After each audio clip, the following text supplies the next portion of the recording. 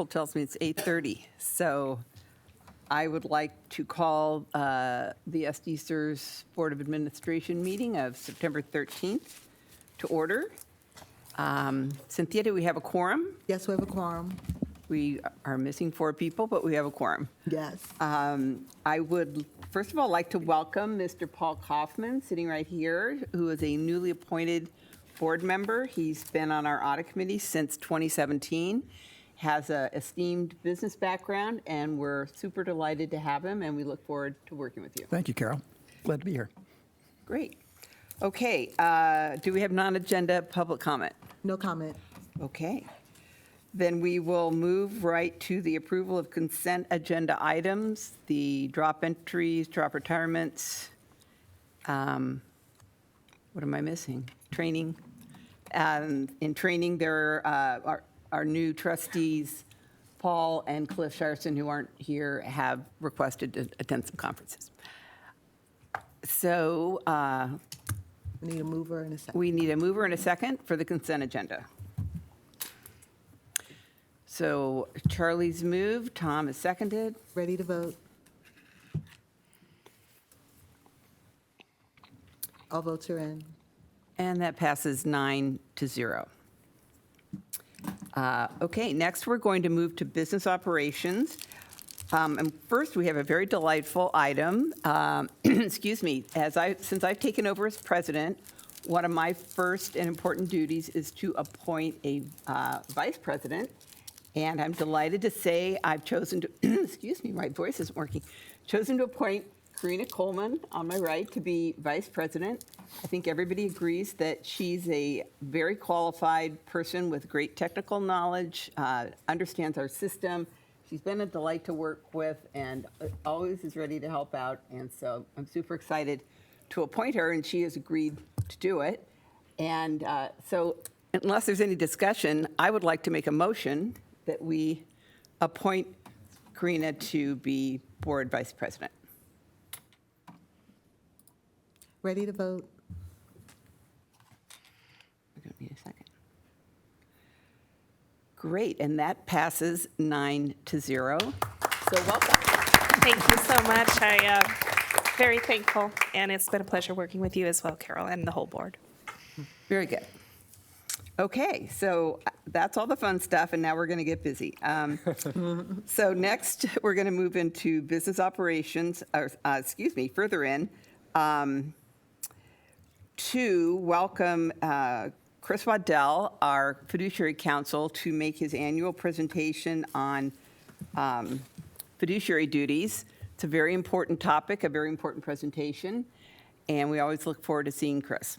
Carol, can I do a short introduction, please? Oh, sure, please. Thank you. So today in front of you is the annual fiduciary training. To conduct that training is your fiduciary counsel, Chris Waddell. He's a senior attorney and the head of the public retirement law practice of Olson, Hagel, and Fishburne in Sacramento. Chris has a ridiculously impressive experience. He was CalSTRS's general counsel. After the pension crisis in 2006, he came to SDCERS to help clean up the mess there as SDCERS's general counsel. He then moved into private practice. He is currently outside general counsel to San Luis Obispo as well as Imperial County. He also serves as outside counsel to LA County, 3 LA city systems. He's the fiduciary counsel for the Appeals Committee of CalSTRS. Chris, what else do you do? Enough. Everything else. The board selected Mr. Waddell and his firm to serve as your fiduciary counsel in 2014. And with that, I'd ask you to begin your presentation, Chris. Carol, you mean fiduciary training isn't fun?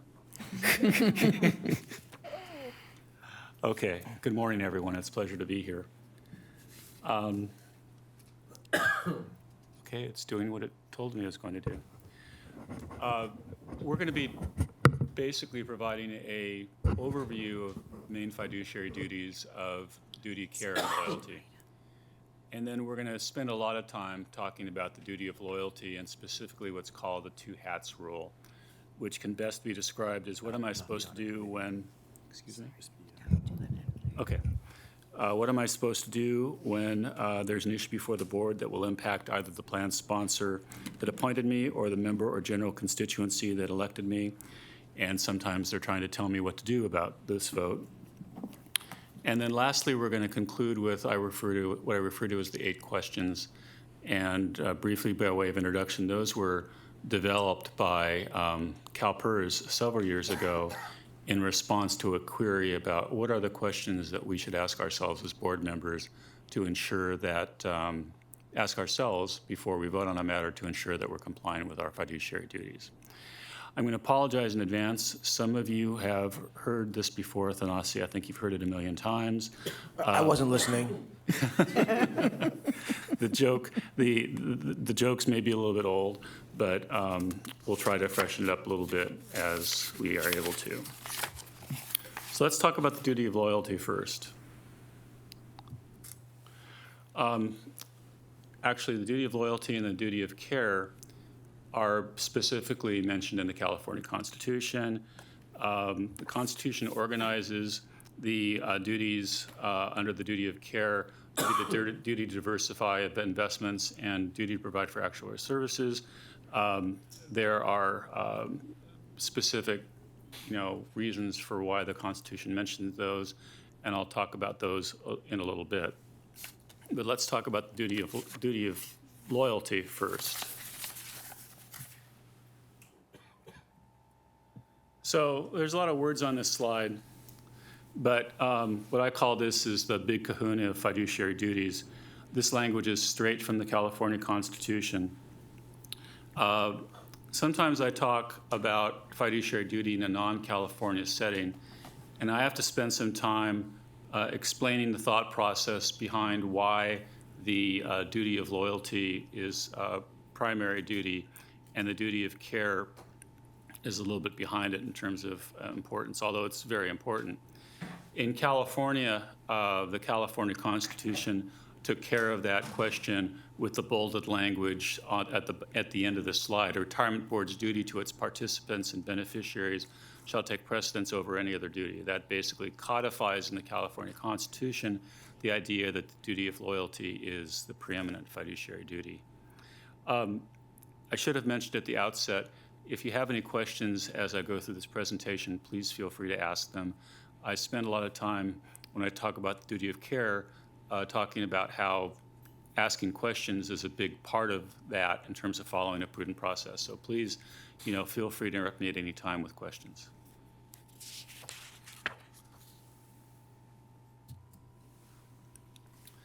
So if long before I became a fiduciary counsel and probably long after I will stop being a fiduciary counsel, which, several years off, don't worry, I'm going to be here for a while, hopefully.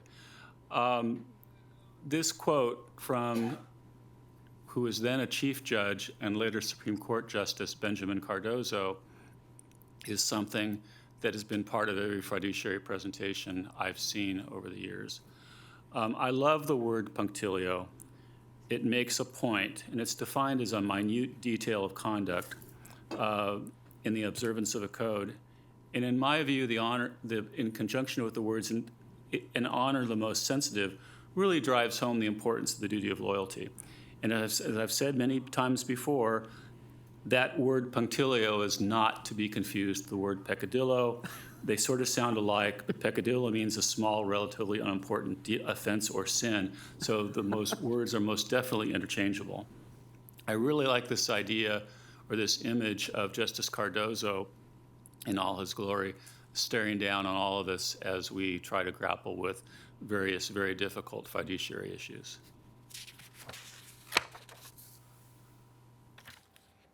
So let's reduce this to plain English. Board members have to place the interests of their system participants over all other interests. And you're going to hear that time and time again in this presentation. Well, what does that mean in practical terms? You can't self-deal. You can't engage in what are referred to as prohibited transactions.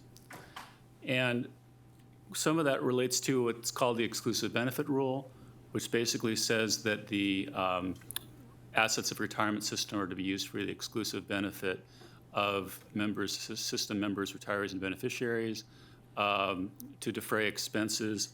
And then there's this phrase that we'll talk about in a minute referred to as minimizing employer contributions, which isn't really a thing in the eyes of the courts, but it is in the Constitution. I kind of like to think about the duty of loyalty as being analogous to the Hippocratic Oath. It's an absolute duty, what's called a perfect duty in philosophical terms. And the Hippocratic Oath is primum non nocere, which is first do no harm. Yes, I did take Latin in high school, which is at Francis Parker here in town. So again, don't self-deal, don't engage in prohibited transactions.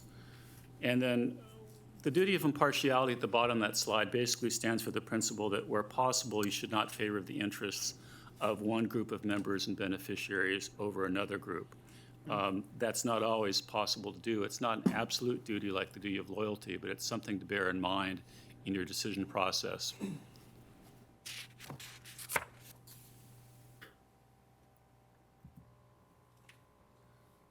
So again, all of this is from the Constitution I mentioned just a moment before. These are what you can use. The first bullet is what you can use trust assets for, providing benefits, minimizing employer contributions. We'll talk about more about that in a minute. And then defraying expenses. But you can't use assets for the benefit of the plan sponsor, employee organizations, or taxpayers. Well, what about this language in the Constitution that talks about minimizing employer contributions? And this is, as the slide says, it's a yes, but. The language is in the Constitution, but again, as we talked about before, the Constitution says that the board's duty to participants and the beneficiaries takes precedence, and there's actually case law on this, what's referred to as the City of Sacramento case, which is mentioned in the slide at the bottom.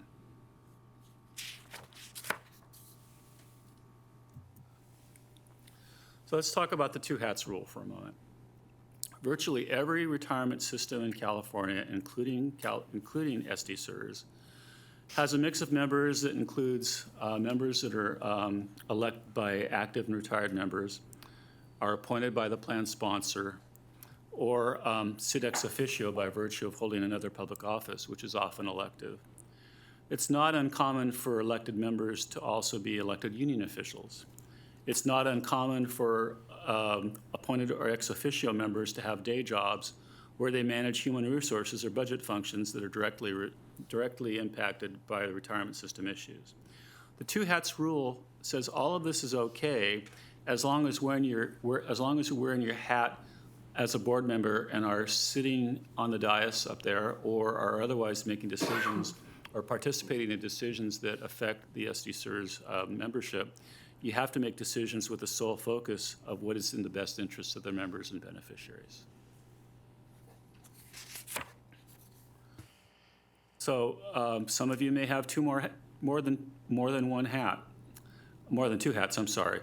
One example would be an ex officio pension board member who is also a department director and a member of the plan sponsor's negotiating team. And trust me, department director and member of the plan sponsor's negotiating team are actually separate hats in many instances. And I say that from personal experience as having been the former chief counsel for what's now called California Department of Human Resources, but was at the time Department of Personnel Administration, which was basically the collective bargaining arm of the governor. For our purposes, we're going to keep it assume that we're just worried about two hats, your non-fiduciary day job and your fiduciary board member position. What we're trying to do with this slide is lay the groundwork for distinguishing between the times when you're wearing that non-fiduciary hat and the times that you're wearing your fiduciary hat. It largely comes down to, not entirely, largely, are you running the plan or are you designing the plan? If you're running the plan, you're acting as a fiduciary. If you're designing a plan, you're probably not a fiduciary with some exceptions. So wearing your fiduciary hat, you can take into consideration factors that you reasonably and prudently conclude would affect the interests of the system members, retirees, and beneficiaries of whole. So what are those issues? Short-term cash flow and long-term funding requirements. I know that SDCERS has spent a lot of time talking about those issues over the years. The plan sponsor's ability to meet its current and future obligations to the system, and the interests of active members in keeping their jobs and how that can impair the system's funding requirements. When you think about it, if you have hypothetically a massive layoff of city employees, that could affect the system, affect the funding of the system because there are less folks contributing to that system.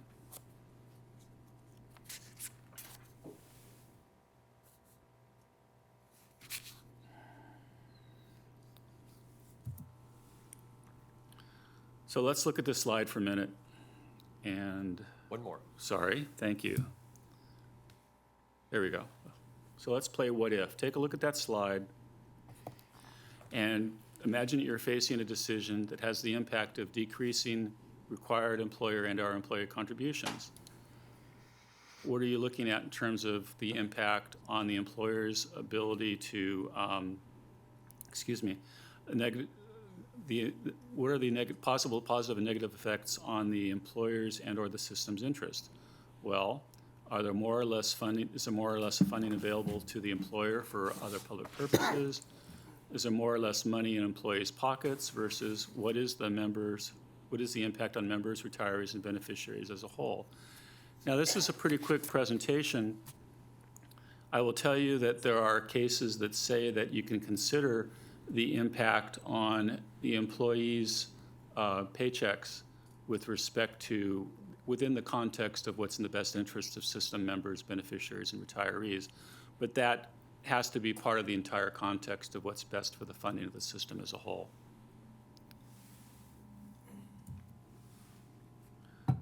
So the variables are the same. There are more variables, but you get the same correct answer.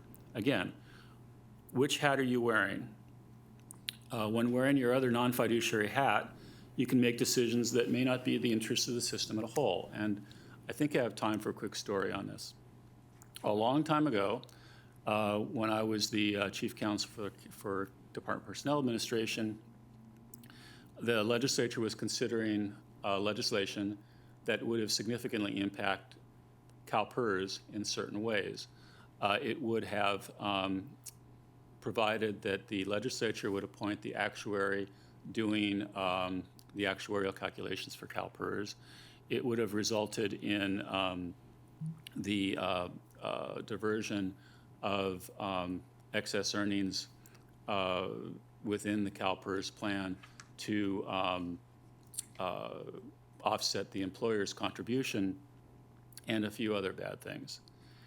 The director at that time, my boss at DPA, was actively involved in the design of that legislation, as was I. Flash forward to while the legislature is in the process, I got a call from a very upset fiduciary counsel from CalPERS, who basically said that my boss, who also sat as a CalPERS board member, was violating his fiduciary duty by his participation in the design of this legislation. And sadly, I didn't know about all these issues at the time, but I actually could have had a ready answer for him as to why he was not. And the answer, which I would have given to him had I known better at the time, was that at the time that my boss was involved in the design of legislation, he was clearly wearing his non-fiduciary hat as the director of CalHR. So that's probably the best example of what the distinction is in those two jobs that I can think of.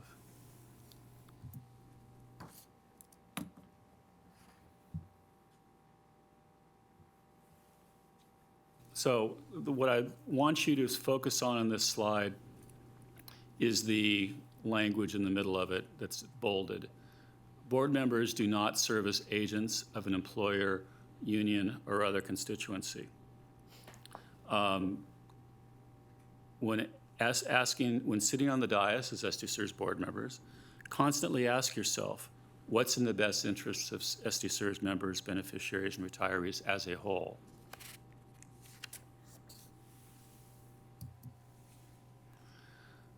So where does that leave us?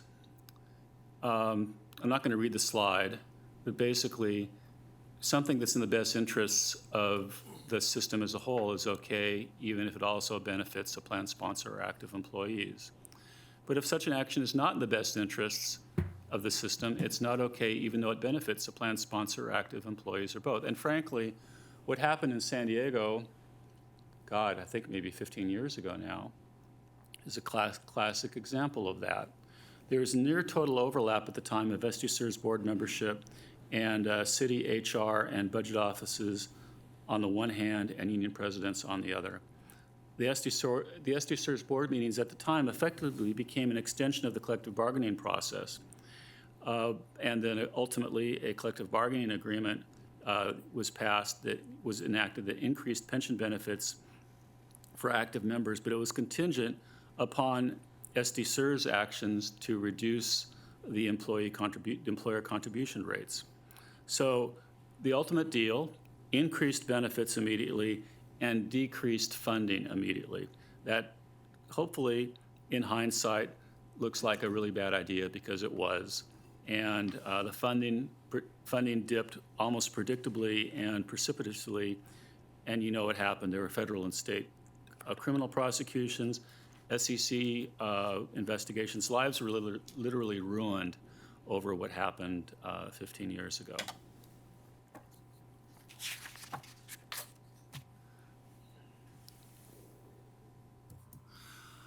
I'm not going to spend a lot of time on undue influence, but I'd like you to be aware that it can be a problem. It can be a problem if you're the target of undue influence, be it by political forces or your constituency or others. Even worse, from a fiduciary perspective, is if you are the perpetrator of undue influence. The idea is you should not, and people should not seek to pressure you and use means to pressure you in a manner to make a decision you otherwise wouldn't make. You shouldn't be doing that, and other folks shouldn't be doing that as well.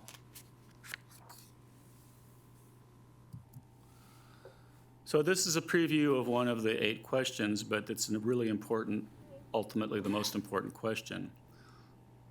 Does my vote reflect what you feel to be in the best interest of system members, beneficiaries, and retirees as a whole, without regard to the interests of any constituency or appointing power responsible for my position as a board member?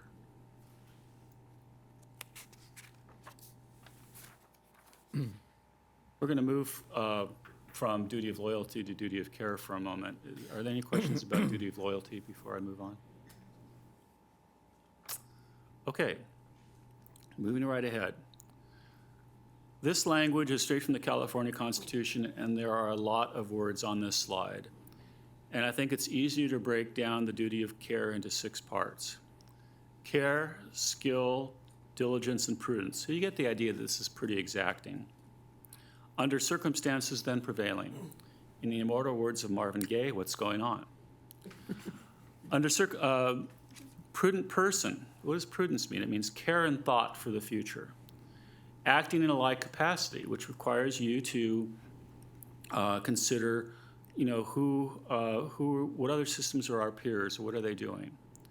Familiar with these matters, that's code for expertise, and more on that in a moment.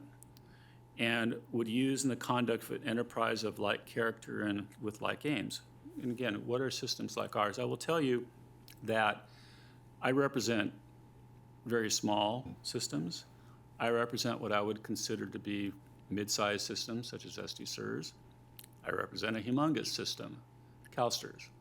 And there is a remarkable amount of overlap between the issues that all of those systems face. Sometimes it's a matter of degree, sometimes it's a matter of nuance, but there's an awful lot of commonality to those issues. And so it's generally appropriate to kind of just survey the landscape and see what other folks are doing on these areas with respect to duty of care. So the duty of care has even more language in it in the Constitution. The duty to diversify and the duty to provide for actuarial services are identified in the Constitution as separate duties. I honestly think that just as a matter of trying to remember what the core fiduciary duties are, it's easier to put the duty to diversify and the duty to provide for actuarial services as being within the duty of care. And the duty to administer the system in a manner to assure prompt delivery of benefits, et cetera, is really kind of overlaps with both the duty of care and duty of loyalty. So there's, again, I want to emphasize, I really think some people that making these presentations talk about 4 or 5 different duties as fiduciaries in California. Honestly, I really think it's much simpler to keep in mind just the 2, duty of care and duty of loyalty, and then remind yourself that there are other parts within those duties that you need to be mindful of.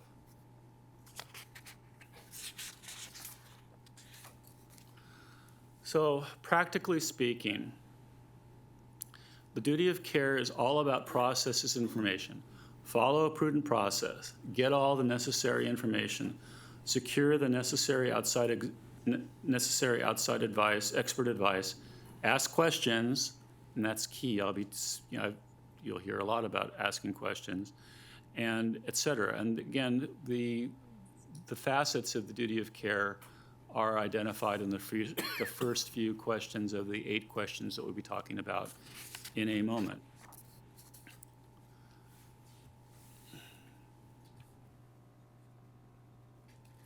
Hold on. I gotta go back.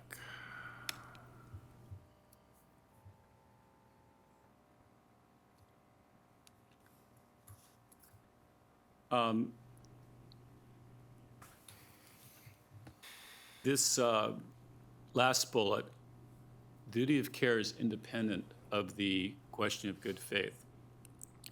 Again, one of the classic quotes that I've heard many times in a fiduciary presentation is a good heart but an empty head is not sufficient to fulfill your duty of care. And I think that's a good quote to keep in mind with respect to your fiduciary duty of care. So, congratulations. You all are deemed to be experts in the area of pension law. Some people make a big deal about whether trustees are subject to a prudent person or prudent expert standard. Technically, as I just said, in California, as is the case with ERISA, public pension funds trustees are subject to a prudent expert standard. Why? Because of the magic language in the duty of care in the Constitution, which reads, familiar with these matters. That's code for expertise. I'm not really sure that it matters practically. Under either standard, unless the board construct contemplates an all-expert board, the duty of care under any circumstances would require the engagement of expert consultants, such as investment consultants, investment managers, actuaries, auditors, and God help you, yes, even lawyers. But it's not enough to hire those experts. As board members, you need to prudently select and delegate to your experts and ensure that proper mechanisms are in place to monitor and review their performance.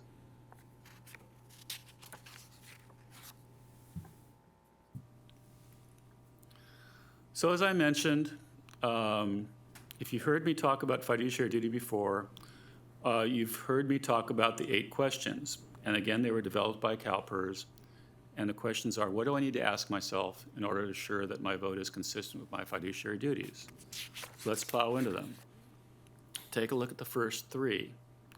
Do I have all of the information necessary? Whoops, sorry. Do I have all of the information necessary to make this decision? Have all the benefits and risks been identified and analyzed? And have any viable alternatives been identified and analyzed?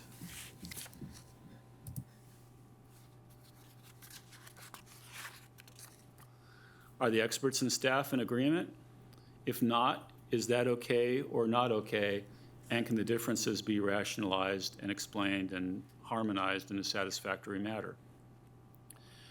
Are both recommendations reasonable, or do we need to seek another opinion? Have all questions been sufficiently addressed in the discussion of this matter?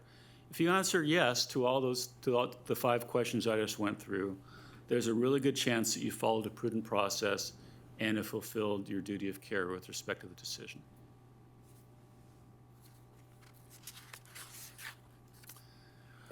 All right, now we're going to go to the last 3 questions.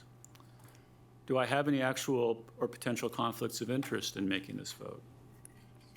Is my intended vote in the best interests of system members, retirees, and beneficiaries as a whole, without regard to the interests of others? And will the decision favor one group of system members, retirees, and beneficiaries over another? If you answer no, yes, and no to those 3 questions, you are very likely good to go under both the duty of loyalty and the duty of impartiality. Again, the last bullet, number 8, last question, number 8, really goes to the duty of impartiality, which, as I mentioned before, is not an absolute duty, but it can help you sometimes work through thorny decisions where you're trying to decide if you have to make a decision. And sometimes based upon the duty of impartiality, you can decide, you know, there's no harm in not making this decision. And that's an entirely reasonable result as long as it otherwise is compliant with the duties of care and duties of loyalty.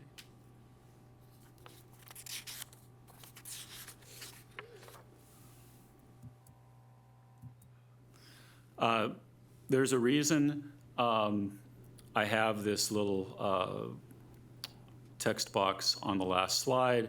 I really like this quote: knowledge is having the right answer, intelligence is asking the right questions.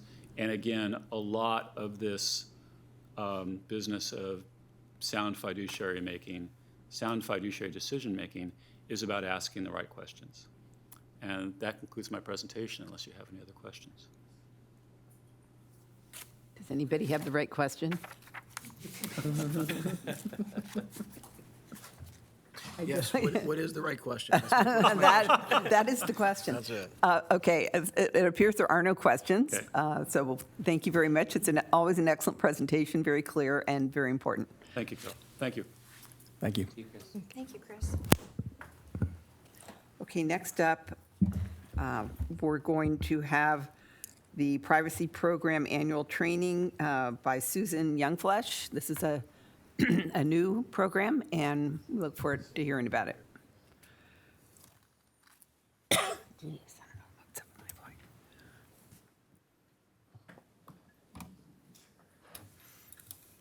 voice. Good morning, and it's good to see all of you here. I'm here to present the annual privacy program training. So some of you have gone through this maybe 1 or 2 times before, but can you ever get enough of privacy? So for a bit of history, the privacy program started in 2017 in response to a recommendation from the third-party vendor IT Security and Risk Assessment. SDCERS already had privacy controls in place, but we wanted to bring privacy to the forefront and to appoint someone to focus on privacy. Now, what you have before you is just a few of the government divisions over the past year who have been breached, and clearly privacy is an ongoing concern over the nation. One of the systems that hasn't been placed on here that just announced last week a breach was the Oklahoma Law Enforcement Retirement System to the tune of $4.2 million. Now, there are a few sources of data breach normally. One is phishing emails. So a phishing email is an email that looks like it comes from someone you know, and this could apply to you here or at home, so always be careful. When in fact it comes from someone you don't know who's normally asking you to take some sort of immediate action. So if it looks fishy, then contact IT or Greg. The second way is an employee action or mistake. So this is if an employee clicks on a malicious link.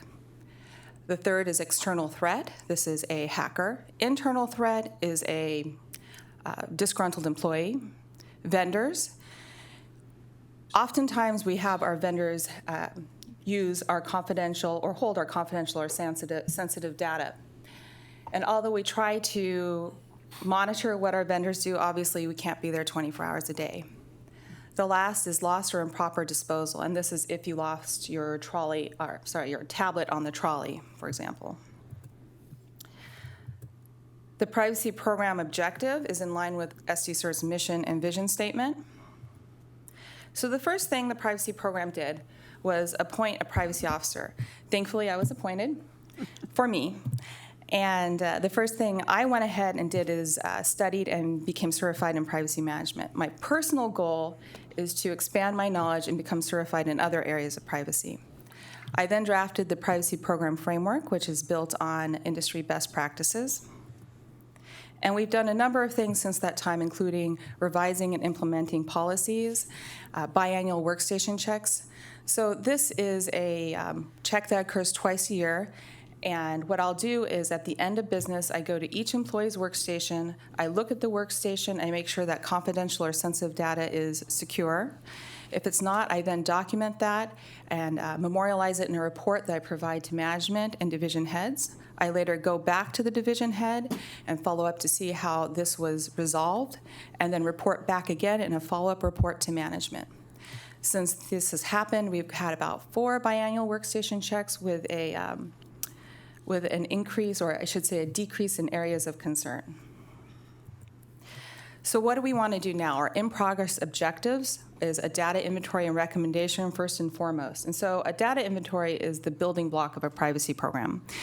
And what that is you want to categorize all the data that you have in an agency and then follow it through the data lifecycle. So a data lifecycle is where did it come from? Who is it going to? How is it maintained? Who has access? How is it destroyed? Just really everything you can think about that category. So for example, the first division that I did in SDCERS is finance, and I'm still in the process of finalizing those recommendations. But I distribute a questionnaire to the division head. I then work with the division head and staff to answer those questionnaires, primarily going over the life cycle I just described, because how can you really manage data until you understand what it is?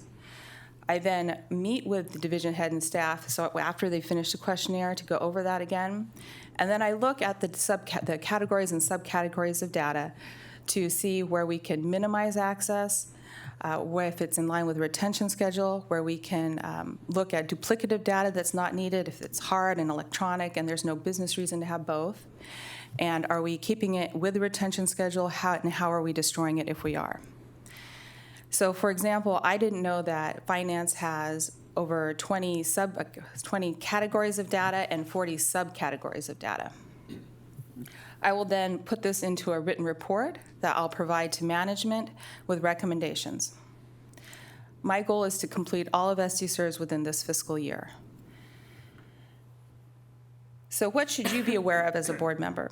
So I spoke about spearfishing earlier, and I just want to provide you with an example. So this email comes from Greg, but it's not really Greg. So one way to look at this is if you hover over the from box, you can see if you recognize who the email is from.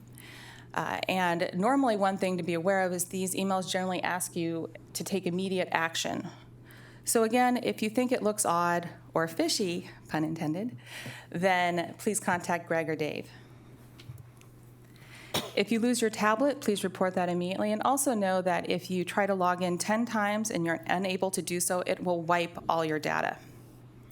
And I just want to remind you, as far as your IT policy, that please just be aware that anything you look at on SDCERS issued equipment or download can be reviewed by SDCERS. So just please use it for business purposes only.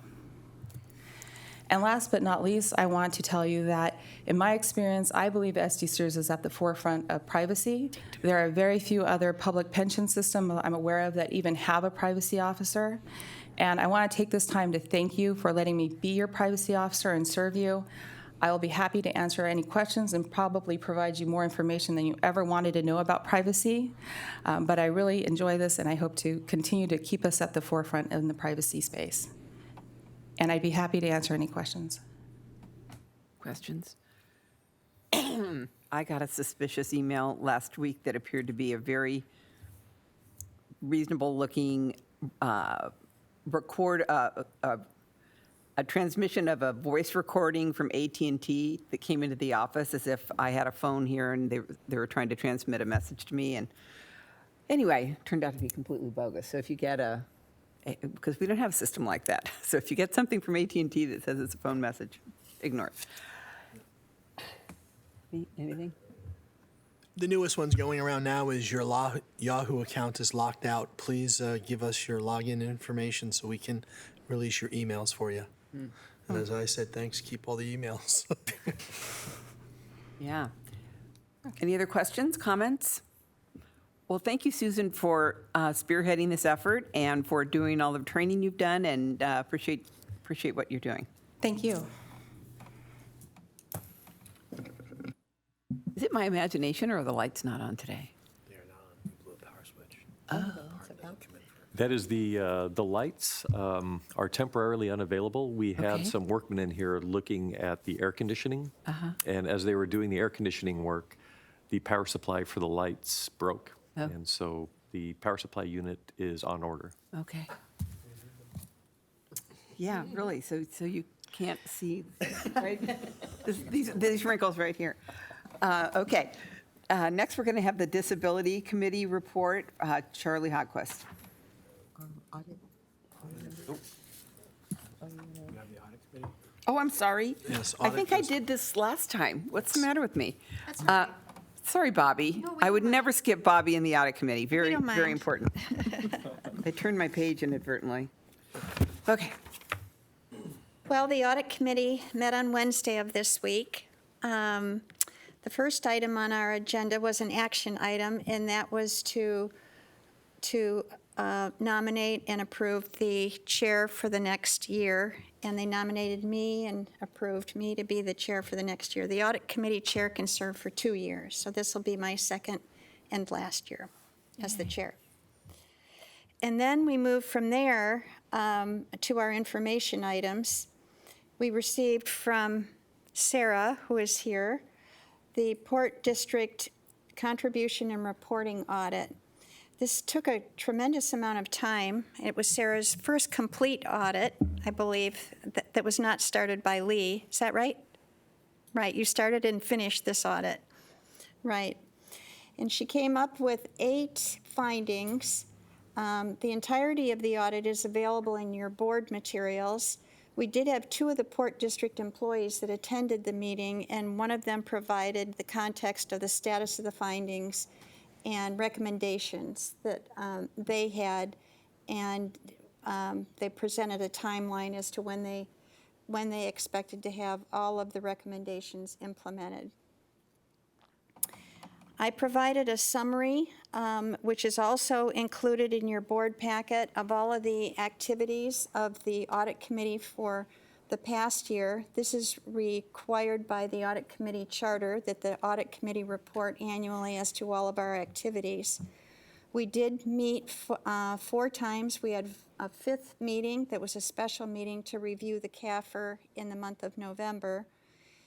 As I say, the detail is included in the board packet, but also it's reported at every meeting.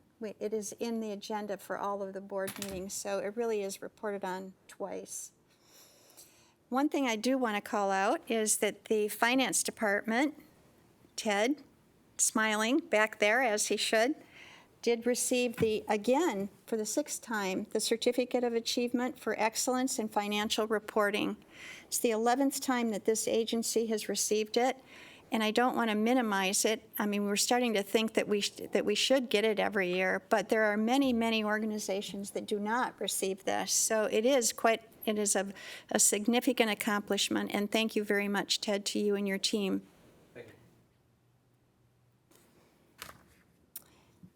We reviewed the board process on the selection of independent non-board members to the Audit Committee. We are looking for an Audit Committee member. We're short 1. We had the resignation of one Audit Committee member. So if you have any recommendations or can refer us to anybody that would like to sit on the committee, it's really an exciting committee, especially if you're, into financial statements and numbers. We have a lot of fun. Greg takes us out. Wow. It's a joke.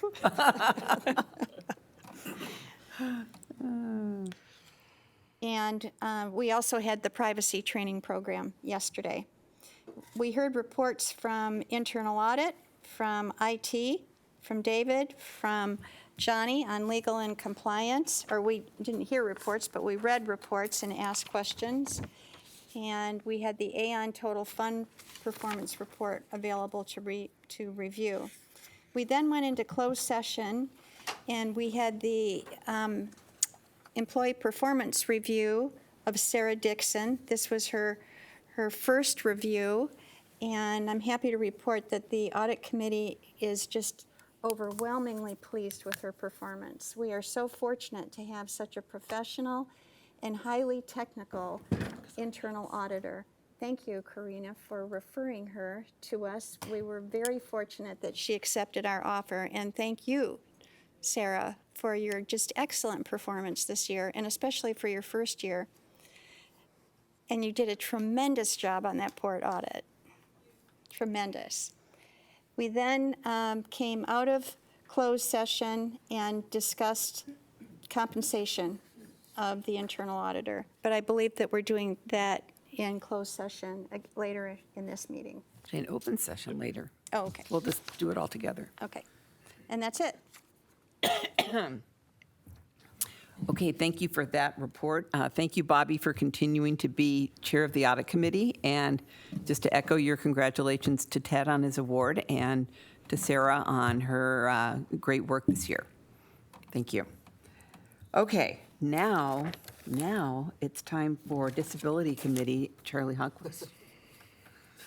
Our Disability Committee met yesterday. We had a rather light agenda. We accepted our minutes from the July meeting, and we had 3 items that we moved to the consent item. They were all approved unanimously. The first one was to allow a waiver to a deadline for an application for an industrial disability retirement. And if you read the information, there's a little bit of information there. The employee never got the proper information to tell him that he had to apply.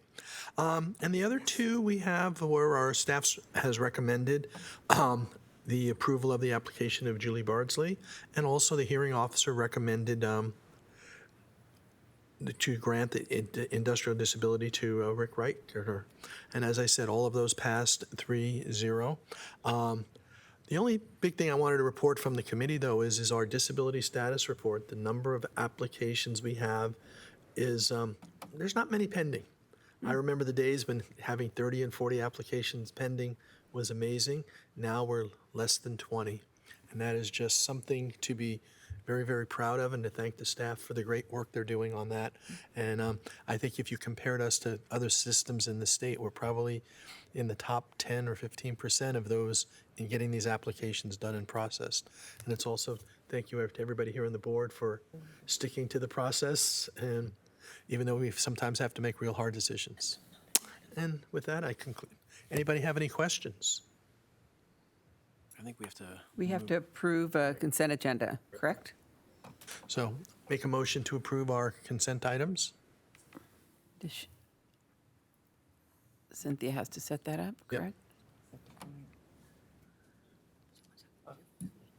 Technical difficulties. We're going to do a hand vote. Okay, we're going to do it by hand. So Charlie can make the motion. Right. And do we need a second? No, it's out of committee now. No second. No second. Okay, all in favor, raise your hand. Everyone. That looks like 9 people. That passes 9-0. Thank you. And that concludes our Disability Committee report. Well, thank you for that. Sounds like things are going well in the Disability Committee. And next, last but not least, no, you're not last. You I'm could probably be. least, You but could not be, last. yeah. Yes, you have to reverse that. It's Business okay. and governance, take it away. All right. We had our, I'm sad to report that we had our longest meeting of record ever since taking over the disability committee. Yeah, took forever. I'm going to blame Ted on that one, I think, because he's been getting a lot of accolades today, so he can take some of the criticism on that.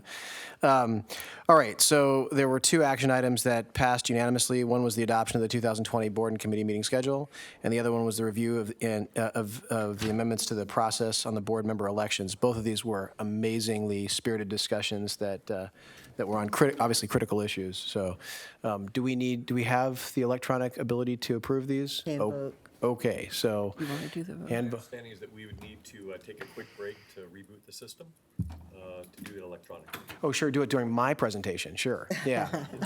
You want to do that now?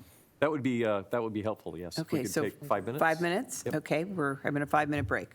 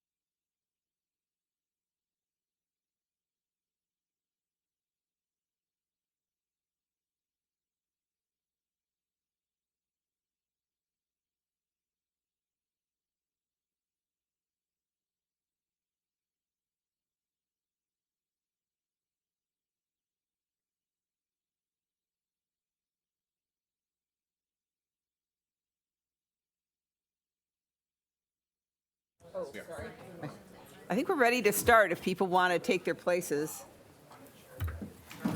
People quit lollygagging. Take your seats, damn it. Oh, everybody's checked out again. Is that a problem? Yeah. My stuff's wandering into your space. It's okay. Okay, so we're, are we all Do you here? want to stop her? You guys in the back? One more thing. We Is do? it- We go to exit meeting? You think I know how to do that? Dab? Exit meeting? Is that right? It is. We're just, Hit the X. Exit meeting. hit the X, right? Tab? Exit Not the meeting. X, exit meeting. Exit meeting. Oh, Okay. exit meeting. Not listening to me. You know what? I think it didn't like something. Is anybody now here? hit it. Nope. Feel- This thing? I would just hit, actually, I would hit this whole. Okay. Oh. Is that? And now? No? I This see is what it, you're yeah. doing. Yeah, it's pretty clever. Operator error. Loading Yours is meeting. not.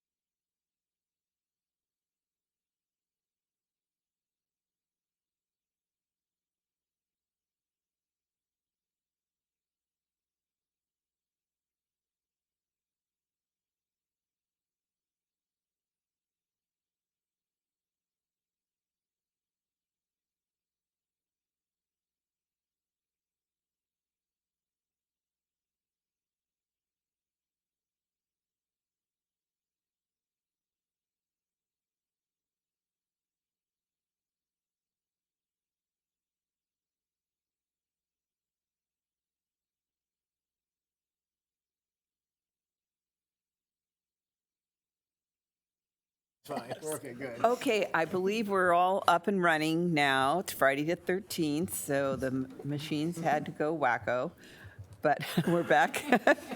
Here we are again, and we're going to continue with the B&G committee.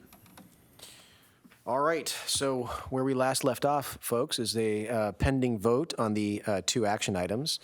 So if we're ready to vote, I will move the, oh, Charlie has moved it. No, go ahead, Charlie. I'm good. All right, fine, I'll move it.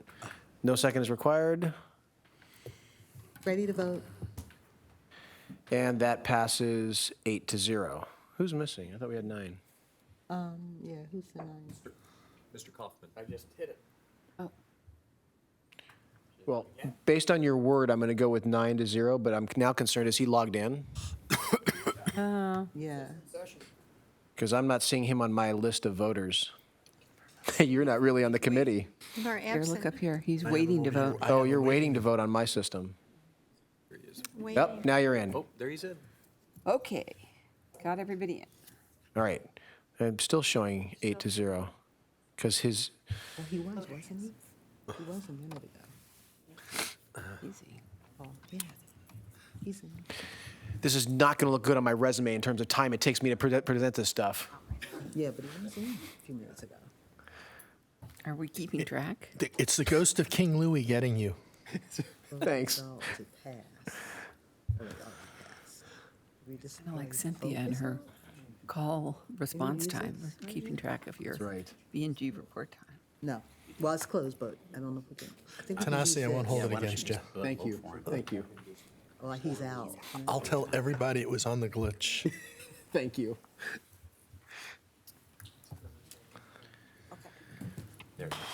So Paul, for the record, could you please orally vote on aye? All right, thank you. Thank- Sorry. I vote yes. Did we pass the IT audit? I'm just curious, did we? I don't remember if we did or not. Oh, there. Sorry. Okay, he's up there. All right. There we go. There we go, yes. It was- All right. It was edit pass. All right, on the information items, the item that took the most time yesterday was the selection of the Fiduciary Counsel. So just as a quick reminder, Fiduciary Counsel is the attorney for the board, for us.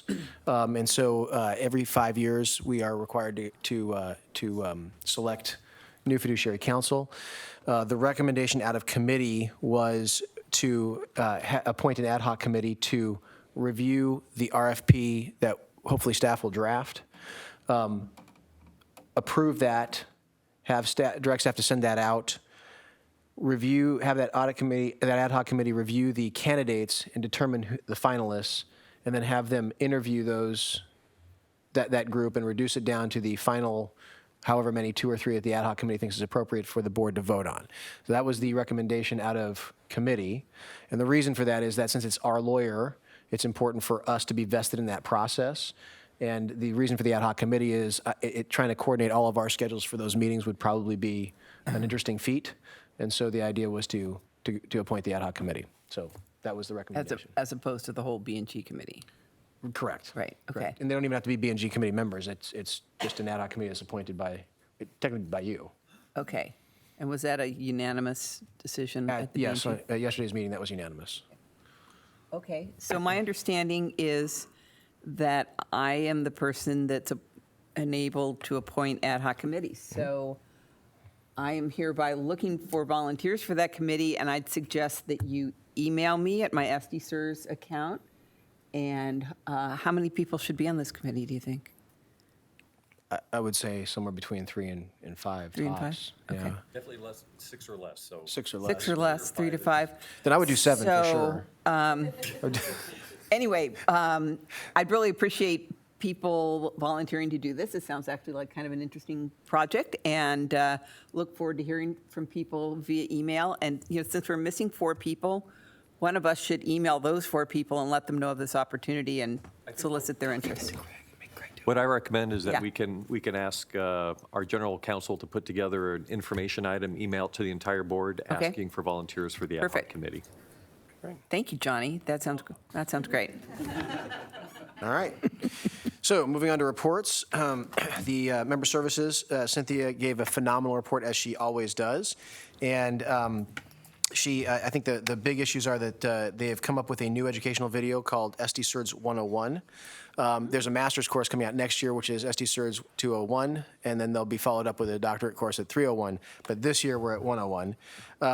You're invited to take a look at that. I guess it's on the SDCERS website, and that's because Greg would not let us show that video because no frolicking is allowed to happen during these meetings, so we cannot have any fun, and that's just it. So, but you're entitled to go, and you're welcome to go look at that on the website. Marcel gave her report, which was that 96% of members received their first benefit check within 30 days of receiving their last payroll check from the employer, and that we were actually averaging 15 days. Just so you understand that, they retire, 2 weeks later they get their final paycheck, and on average within 15 days they get their first retirement check. That's huge for us. That was not the case in the past. I do want to call out all of the management team at SDCERS. You guys have done a tremendous job. And all the departments had to come together to make that happen, and I think that's fantastic. So I applaud you for that. Information technology, David Bond, I was going to say some really nice things about you, but I don't know, David. But the good news is we implemented OnBase, which is what's not working today, and that basically allowed us to update the servers, and that completed the final remediation actions to close out the outstanding items from the 2017 Kuma IT risk assessment. Johnny gave a report, and I don't remember what he said. No, he didn't give a report. Finance Division, Ted had several reports, and since everybody else was sucking up to Ted today, I'm just not going to. But I do want to point out a very important issue, and I want to make sure that I'll be serious for just a minute, and then I'll stop that immediately. But we had an issue with a tax filing for the 945s that a return got filed under the wrong date, under the wrong quarter. So I want to be really clear what that means for the board members. All of the taxes were paid, and they were paid timely. All of the returns were filed and filed timely, but one was filed under the wrong quarter. In talking to Ted about it, it appears that literally the website that you go on to make that payment actually had a glitch and had 2 options that were at least confusing. That process is being reviewed. Or Ted, I should say, Ted's working on getting that issue resolved. He's written the agency, and he's waiting for that response. What that means is that if that's true, if we paid our tax properly and whatnot, we shouldn't have any interest on the tax that was paid. And quite frankly, based on how it happened, we should be able to get the penalties waived for the failure to file or the late filing. Having said that, it's a bureaucracy in a government agency over there, so I don't expect for Ted to work miracles, but he's going to do his best. So the important takeaways are taxes were paid, returns were filed, error in the system, it's being resolved. It shouldn't be a big liability, although technically if you look at the notice, it looks like we haven't paid. Ted, what was the number? 122,000. Right. So, but that number really isn't representative of what happened. So I just want to make that really, really clear. Do any of the committee members have any, do any of the board members have any questions of any of the staff members on their reports that you read before the meeting? Seeing none, I will close out my report. Thank you. Thank you. It was a little long, but it was good. Okay. Oh, I'll shorten it next time, I promise you. I know you will. Okay. And next, we're going to move to Investment Committee with our new Investment Committee Chair, Karina Coleman. Thank you. Vice President. Yes. She's a thank you. really busy person. So the investment committee met yesterday. We met for about 3 hours, and we had 3 action items and a number of informational items. I think we're going to go through the 3 action items here today, and we're going to start off with the $65 million commitment to the CBRE Core Real Estate Fund, and Jamie is going to lead us. Yes, thank you. You have in front of you staff and consultants' recommendation for a $65 million commitment to the CBRE U.S. Core Partners for SDCERS Real Estate Structural Core Allocation. SDCERS has 4 remaining assets in the DWS separate account, which began liquidating in 2016. These assets give SDCERS higher exposure to the office sector as compared to the benchmark. In the fiscal year 2020 Real Estate Annual Investment Plan that was approved at the July meeting, staff and the consultant recommended a rebalancing of the core funds that reside in the structural core allocation. The addition of the CBRE U.S. Core Partners is part of this rebalancing recommendation and will give SDCERS increased exposure to the industrial sector while also helping to reduce SDCERS office exposure. The Cbre U.S. Core Partners is an open-end, diversified core fund that focuses on high-quality, income-producing assets in select major U.S. metropolitan markets that exhibit strong growth demographics. The goal of the fund is to provide strong income-driven returns across market cycles with potential for income and asset appreciation. The fund seeks to outperform the benchmark over the long term and is targeting net returns of 7 to 9%. And with that, I'd be happy to answer any questions that you have about this fund. So we had a very lively discussion yesterday, and this fund is viewed very favorably by Townsend. It's a good strategic fit in our portfolio in the sense that it is overweight to industrial, underweight to office, and the focus on income is good at this later stage of the cycle. So with that, I would like to ask if there are any other questions, and otherwise I would like to make a motion to approve.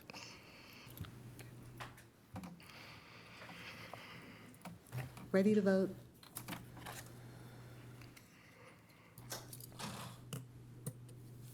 All votes are in. Great, and that item has passed unanimously. So the next action item we had for the committee was to review the GSM Grosvenor Annual Investment Plan. And Jamie, I'll hand it off to you. You have in front of you the GCM Grosvenor Private Equity and Infrastructure Annual Investment Plan. Each advisor reviews and updates their annual investment plan on an annual basis. The annual investment plan details the investment strategy, the updated investment pacing for the fiscal year, and summarizes the risk management process in place. In fiscal year 2020, GCM Grosvenor will pursue a slightly accelerated investment pace over the next year to offset expected distributions and exit activity, as well as growth within the overall SDCERS portfolio. GCM Grosvenor expects to commit $175 million in fiscal year 2020, which is up from last year's projection of $100 million. In private equity, GCM Grosvenor will pursue investments in manufacturing, distribution, healthcare, turnaround and restructuring opportunities, while in infrastructure, GCM Grosvenor will pursue investments in renewables, transportation, and social infrastructure, which includes things such as schools, hospitals, and community housing.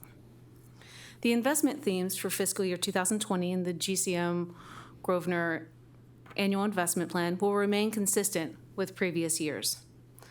They'll continue to favor opportunistic investments with higher risk-adjusted return potential. They'll continue to focus on J-curve mitigating strategies and co-investments to provide appropriate risk mitigation for the portfolio by focusing on secondaries and co-investments and to target cash-yielding opportunities. GCM Grosvenor will continue to take advantage of their competitive advantages by exploring investments in small and emerging managers, middle market buyouts, special situations, and niche secondaries. And with that, I can answer any questions that you have about the annual investment plan.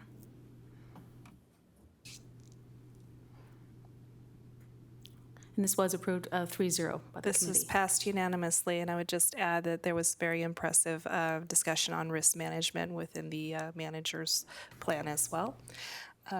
Any other questions? Jeffrey? I would use this if I remember how to get in the queue. Is this the fund that had the negative return? No, Oh, no. no, that is the other, that's the other one that we're going to discuss next. Oh, I will wait then. Okay. I'll go ahead and move to approve the annual investment plan for Grosvenor's private equity and infrastructure Ready portfolio. to vote? All votes are in.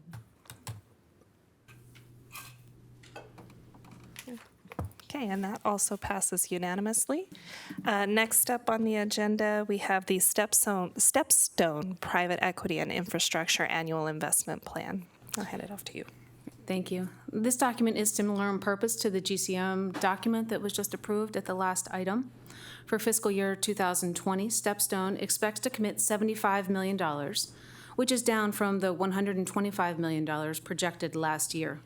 And this slower pacing is due to Stepstone's allocation, which is currently above the target allocation.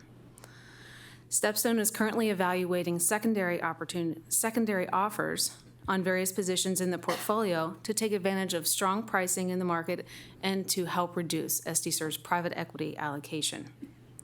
The portfolio will continue to trend toward the target of 6.5% over the coming years. In private equity, Stepstone will pursue investments in healthcare, consumer, and industrials, and in infrastructure, Stepstone will pursue investments in data centers, telecommunications, logistics, real assets, and credit. Stepstone's investment themes for fiscal year 2020 will remain consistent with previous years. Stepstone will continue to use an opportunistic approach by focusing on investments with strong risk-adjusted returns. Stepstone will also favor secondaries, co-investments, and seasoned primaries as a means of building desired exposures by project stage, industry, sector, and fund strategy. Stepstone will continue to add secondaries to the portfolio to take advantage of compelling pricing within the market. There will also be a continued focus on J-curve mitigating strategies, which can lower the risk profile of the fund and offer earlier distributions by focusing on cash-yielding strategies. This could include investments in secondaries, seasoned primaries, and other special situation strategies. And with that, I could answer any questions that you have about their investment plan.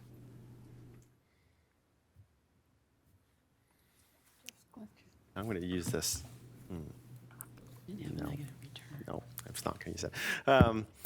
I guess I was wanting to know the discussion between, I guess, Stepstone, Investment Committee, and whoever else on any changes to the plan to offset the negative returns. I know they were always planning on it, but just sort of any. Absolutely. Yeah, I can dig into that. So just as a little bit of background for the committee, in 2016, Stepstone, as they were building out their infrastructure portfolio, had an overweight to oil and gas. As we know, that sector can be pretty volatile. We experienced some write-downs within that portfolio, and that's what Jeffrey is referring to.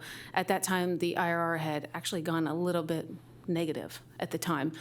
Since that time, the IRR has recovered. We've continued to diversify the exposure within the portfolio, particularly by focusing on renewables. We have a deal that is focusing on marinas, like the San Diego Marina is one of the marinas in that deal. But we want to continue to diversify that portfolio to help take the focus on oil and gas off of that and just further diversification. Since that time, the IRR has recovered. It's 4%. So it has recovered from where it was in 2016. We are continuing to feel optimistic about the portfolio. Thank you. Just to be clear, that's just the infrastructure part you're talking about. Exactly, just before. within infrastructure. The private equity is doing well. Yes.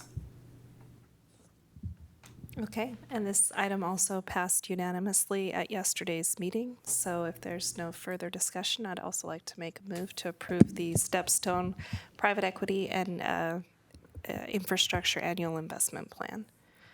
Ready to vote? Can you do that? Oh, then you're next, not me. All votes are in. Okay, and that also passes 9-0.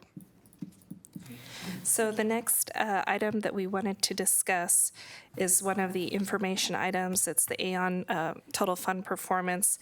I do also want to give kudos, as we're switching out Jamie for Anders here, to Jamie for a wonderful report on our private equity and infrastructure exposure analysis that you gave to the investment committee to really provide the committee greater transparency over our exposure at an overall portfolio levels. That was very well done, and we look forward to future updates. So with that, Anders, you want to walk us through performance? Yes, good morning, everyone. I have the distinct pleasure of covering performance for the total fund for the quarter ending June 30th and also fiscal year end 2019. So we'll focus most of our attention on fiscal year end, since that's the most important period. I'll first talk a little bit about performance relative to our market benchmark, then relative to our peer universe, and then I will also give you some information on what drove performance in the total fund and some high-level comments on asset class performance. So we'll start on page 11 and look at investments results for the fiscal year end, which is in the 1-year column. So you can see we're trailing a little bit, 7% net of fees versus the benchmark of 7.6. On an absolute basis, 7% beats our actuarial rate of return of 6.5. So we have an actuarial gain for this year, which is great. The shortcoming versus the market benchmark was driven by the private equity relative underperformance, which I will cover in the coming slides. And then moving on to page 12. Here we compare SDCERS total fund performance results against the peer universe. So as you can see, for the 1-year period, which represents fiscal year end, SDCERS return of 7% puts us in the top 19% of the 365 public plans that make up the peer universe that SDCERS belongs to. And moving on to page 13. This is the same peer universe, but here we look at performance relative to risk in terms of a Sharpe ratio. There you can also see SDCERS ranks favorably in the top 5% for 3 years, top 5% for 5 years, and top 17 for 10 years. And moving on to page 16, drilling down a little bit more into what generated the returns for the fiscal year. Let's start at the top with US stocks. What drove the relative underperformance there was the SDCERS small cap bias, as small cap stocks underperformed large cap stocks. And then looking at the non-US stock asset class, slight underperformance there too, driven mostly by the slight value bias in the portfolio due to a relative underperformance from Brandis, which is one of our international equity managers. Global equity actually outperformed, and that was mainly due to very strong outperformance by Walter Scott, thanks to their superior stock selection and their quality bias in their portfolio. Then moving on to US bonds, we had a in line with market benchmark return there. That was mainly due to good selection of bonds that was unfortunately tempered by certain selections of regions in Europe, not Sweden, I can promise you. That would have been a fantastic result. Just kidding. Then moving on to emerging market debt, which had which was one of the 3 drivers of performance in terms of absolute returns. US equities and private equity were the other 2.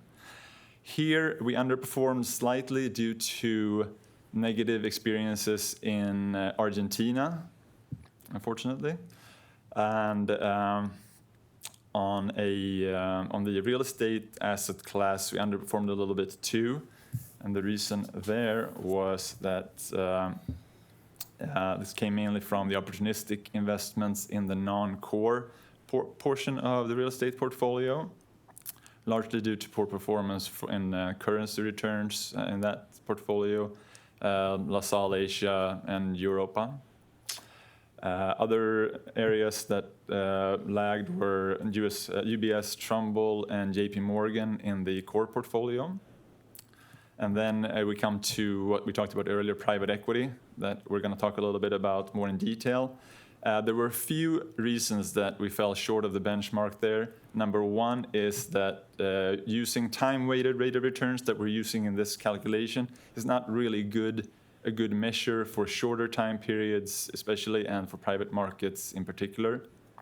Unfortunately, we have to use time-weighted rate of returns because that's what we use for all the public market asset classes. So we can't mix ways to calculate returns on the total fund level.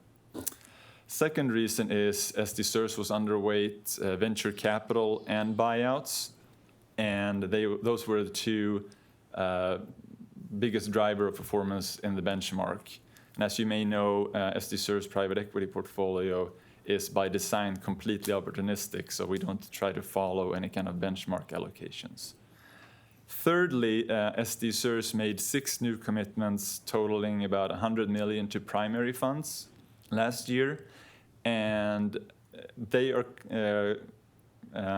carried at cost for the first year, since in a primary fund you don't have any assets to start with, unlike seasoned primaries or secondaries or those kind of investments. So they carry those at costs, but we're still paying fees on them, so we have negative performance experience there. That you might have heard us refer to that as the J-curve effect at one point or another.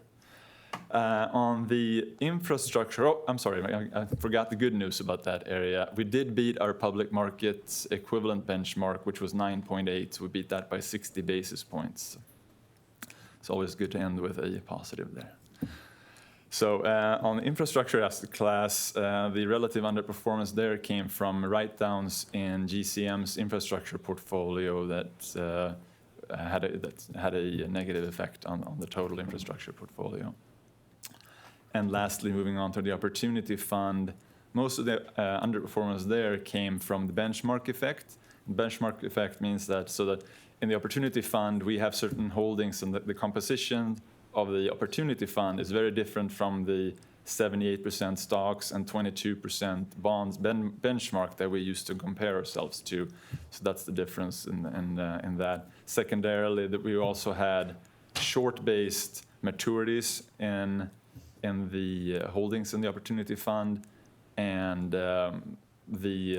since longer maturities rallied during the first half of 2019, that was a negative experience. And with that concludes my remarks. So if there are any questions, I'll be more than happy to answer them. Any questions on the total fund performance? It's not a voting action item. I'll just comment. It's obviously, if you look at page 12, you can see very strong returns, 3, 5, and 10. And as Anders pointed out, on a risk-adjusted basis, difficult to do. We don't want to lose the forest for the trees, a little bit of give back on the short term, but excellent long-term performance. Thank you. Yep. Okay, so I think the only other action item, Liza has a comment. One quick comment. We have recently issued an RFP for general investment consulting services as a normal course of business. We do this every 5 years. So that means that staff and the board are in a quiet period through the duration of this process, which we expect to be completed at the March board meeting. So in the event that you get any calls from consultants, please forward those to me or Jamie. Thank you. Great. And on that cautionary note, I think we'll close up the investment committee review.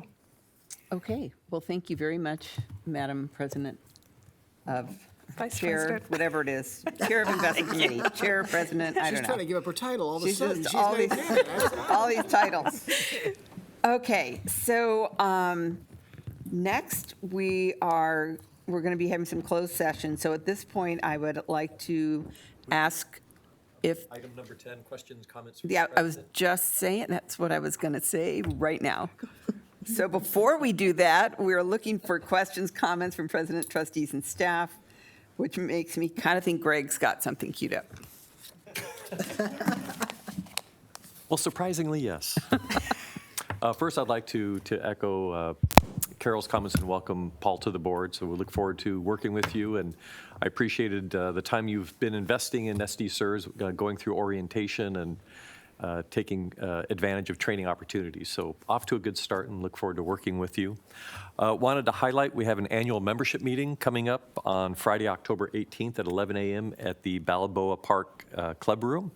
And it's an opportunity for us as an organization to share what's happening at SDCERS with our membership. It's open to all of our members. I would say primarily retirees show up. Some of those meetings historically have been quite large, but generally about 100 members show up. And it's a good opportunity for us to talk about what's happening at SDCERS, talk about investments operations in the state of LaSera. And we're going to have a special guest appearance by Karina Coleman to talk a little bit about SDCERS also, so we're pretty happy about that. I wanted to give kudos and recognize our call center team for taking on new challenges. We have Selena Rodriguez, Samara Valenzuela, Raven Pacheco, who all took part in recent outreach events. Now, again, these are the folks that are helping our members day to day inside of our call center. So for them to step out and go out into the membership in a live environment and help and support that is just fantastic. We were really impressed with their knowledge, skills, and also their professionalism under pressure. So working out there, public speaking live sometimes can be challenging for people. I'd also like to recognize Cynthia Queen and Jessica Maloney for producing our SDCERS 101 video, available on sdcers.org. Thank you, Tanasi, for giving it a shout out during the B&G report out. It provides kind of a planned benefit overview, a retirement timeline for our members, encourages members to sign up for our portal. It's very creative and enjoyable, and I really encourage you to watch it. It takes about 6 minutes or so on our website. And there's a special cameo appearance by our very famous member outreach, Jerry Kapotik, so that's also kind of fun. I'd like to recognize Johnny Tran and Jessica Maloney for providing lessons learned from the pension crisis educational session to the mayor and the mayor's staff. Wow. As you recall, Mr. Tran presented this session to the board at our offsite this past February. And it highlighted the importance of remembering past governance failures and how to avoid them. So that was good to keep that story alive at the management level. I will say that Johnny did an exceptional job with the presentation. That could be a tough audience. And about halfway through the presentation, it really turned into an interactive event. Oh, cool. And Johnny did very well with it. And Jessica did a nice job changing all the slides. So thank you for that. Kind of going outside of our organization, I wanted to recognize a gentleman, Kurt Gehring. He is the Director of Talent, Culture, and Capability at the San Diego County Regional Airport Authority. He is leaving the airport to take an executive position as a Vice President of Human Resources in the private sector. I really want to mention him because he is one of the people behind the scenes that you may not hear about, but is very critical in our organization's success. He's been exceptionally helpful over the past 7 years in building a working partnership with SDCERS, our members. He's developed very good relationships with staff, and he's really been a key to us developing that relationship and having successes with the airport. He's really greatly respected by all of our staff, and we are going to miss him tremendously, but we wish him well. Yesterday, at our investment committee meeting, we had visitors from the Orange County Employees Retirement System. They're visiting a variety of systems here in the Southern California area, and they really wanted to see how do we operate. They wanted to look at how we laid out our boardroom, which they really liked. They liked the classroom style of the tables. I was up at their organization last month providing a similar presentation that Johnny did about the pension crisis, and they just have a room full of chairs and everybody's bumbling their materials all over the lap, so they really liked the tables. And they also really liked our new agenda format. So they had some takeaways that from us, and so it was just nice to be able to host them. I would also like to recognize and thank Julie Furl for her service on the Audit Committee. We were really fortunate to have her expertise and perspective, and we're really going to miss her contributions on the Audit Committee. But as Bobby mentioned with her departure, we have a vacancy. So if you know of anyone, please let me know, and we can vet them and hopefully have some additional committee members join our committee. On a different note, we were approached by our building landlord. They gave us an offer to move our operations to a different floor, offered us luringly with fresh paint, new carpet, a secure welcome center, and a better space to right size for our employees. As way of background, we moved into this building in 2007. We renegotiated in 2013, so we're about 3 to 3.5 years from the end of our current lease, and so they're, I think, trying to secure, the tenant for the long term. So as we have a lot of talented people on staff, and none of us are professional commercial lease brokers, and so we'll be doing an RFP for some professional help, and we'll be bringing that to the B&G committee for vendor selection in the future. Don't worry, I'm almost done. We are changing iPad models for downloading, for those that download the board materials. And I will say while the current iPads that we've put out are are functional.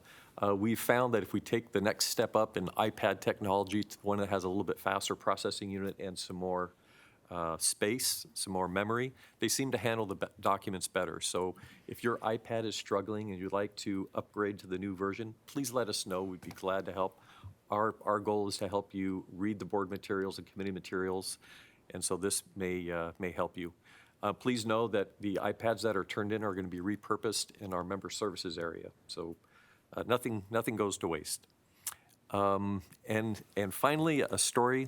I'm giving you the final update on replacing our on-site computer rooms uninterruptible power supply. So this is the third meeting in a row we're talking about this. As you may recall, on April 1st, there was a city holiday. We powered down. We installed 2 of the 3 units. We powered up. Everything looked good, except the communication router to the city died, which cut off everything. So we're unable to work. But the SDCERS staff and the IT consultant at that time worked through the weekend, installed the new router, and we were up Monday morning. So then Saturday, June 7th, the building powered down, and so we thought this is the perfect time to put in the 3rd unit. We power up Saturday afternoon, and the 3rd unit didn't work. Not only that, when we powered back up, the building's AT&T switch failed for 4 tenants, which was one of SDCERS, which would mean that we could not use the call center, the website, the phone lines, make wire transfers, communicate with the city for HR, those types of things. Fortunately, through the hard work of our IT staff, both internal and external, by Sunday morning and Sunday evening, the switch had been resolved. So come Monday morning, we were back up for business. So just really pleased with our ability. So Wednesday, July 17th, at night, we went to install the 3rd unit. Early the next morning, I get this email from Dave. It says, final UPS migration went flawless last night. That didn't really actually happen. Shortly thereafter, the server farm, the enclosure, started doing kind of quirky things. Certain servers started turning on and off, which would mean as you were working at work, all of a sudden you would get that little spinning wheel of eternal death. And so we worked through to mitigate that problem. At first, we thought the whole enclosure was bad, the hard frame enclosure, but it turned out to be a server farm software issue, but we've got that resolved. So I just really wanted to thank our IT for their tenacity in fixing problems as they arise and doing it as quickly and as effectively as possible. And it makes me think that while I appreciate our ability to fix these problems and they make great stories for my CEO's report, I hope we never have to turn anything off again. So thank you, and that concludes my comments. Well, thank you. All very interesting. Okay, so now we are going to go into closed session to discuss some legal matters and employee performance reviews. So people who aren't involved in these matters should clear the room. And you know, we took a break earlier when we had that little computer downtime. Do we need another break or no? Everyone says no. Okay, all right. So, yeah.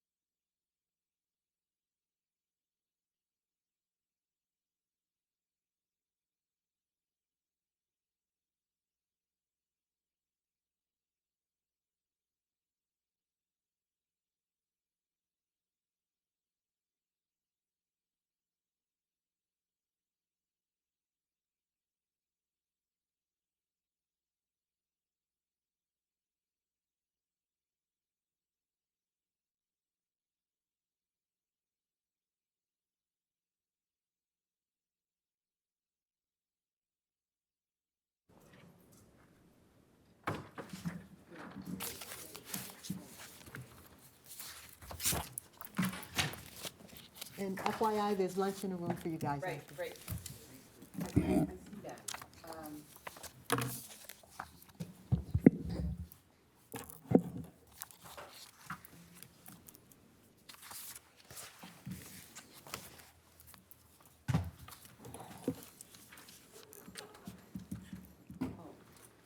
Is he ready, David? Y'all ready? Yep.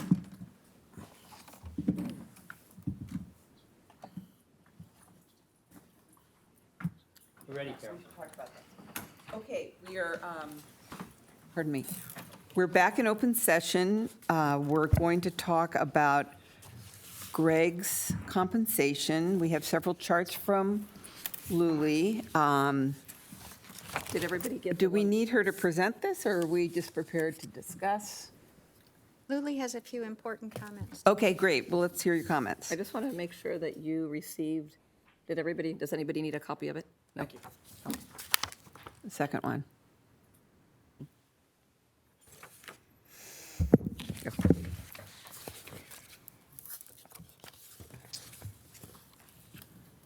So, and just so you know, Luli, we're going to lose several people at noon, and we won't have a quorum any longer. Correct?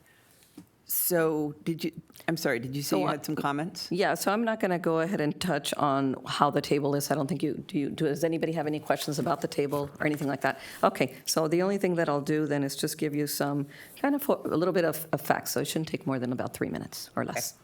I just want to let you know there are 41 pension systems in the state of California, and of the 31 systems, 31 responded to the Caliper study. SDCERS is the 10th largest in fund size as well. Of the systems surveyed, SDCERS has a maximum of the 27 tiers, which makes our system more complicated and requiring a lot more accuracy as well. In addition, I did want to mention, in addition, the Orange County CEO receives a $5,000 bonus, and that's not included in the total comp. Also, the city of San Diego just recently came out of a 10-year just came out of a 10-year pay freeze, okay, which ended in June 30th of 2018. Since then, all employees, including exempt and hourly, which is our classified, unclassified employees, have received 2 pay increases, one being July 2018, and that was a 3.3%, as well as July 2019 for another 3.3%. Numerous studies have been conducted, and the city has approved pay increases for a variety of classifications, in addition to the recent COLAs that I just spoke of. The city is continuing to conduct studies to ensure salary and wages are appropriate for city staff. The increases have averaged range from 5% to 15%. There's some outliers, 1%, 3%, 21%, and 26% as well. And with that, I just wanted to give you just a couple of the series.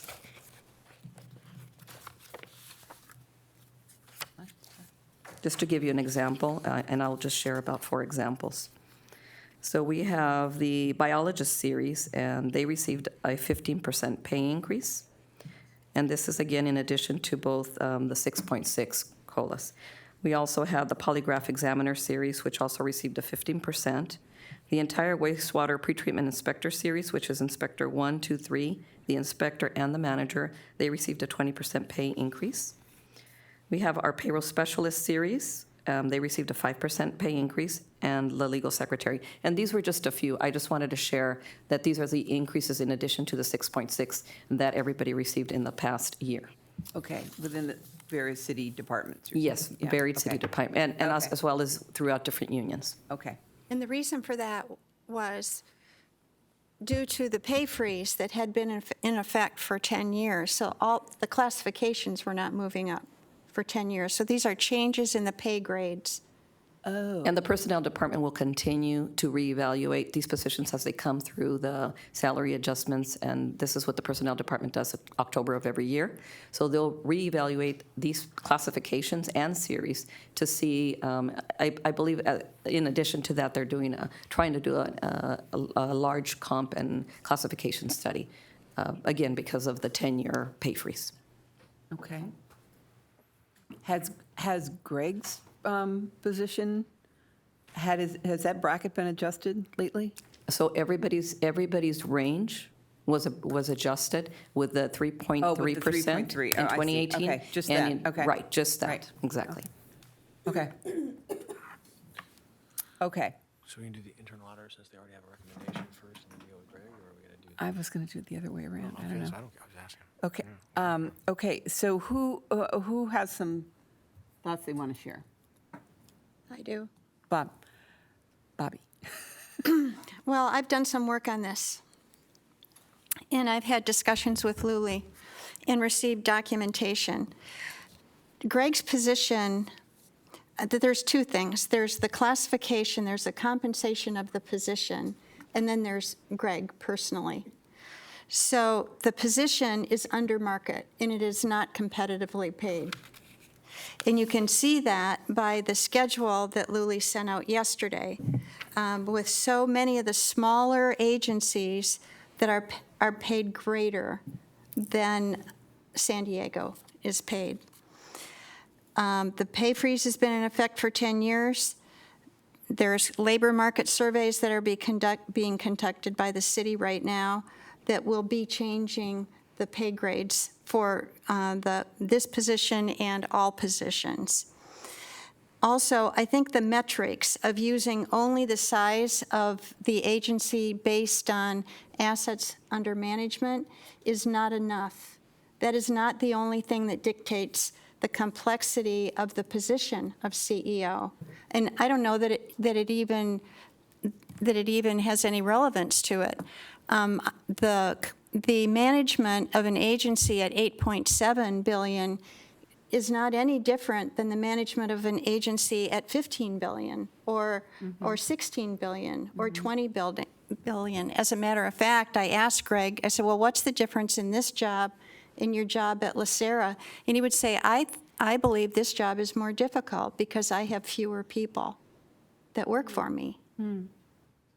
So, I mean, that's a very interesting statement that he made. So there's other things that I think that need to be taken into account, like number of participants. That's another metric that should be used. Every one of those participants needs hand-holding, right? Needs staff to hand-hold.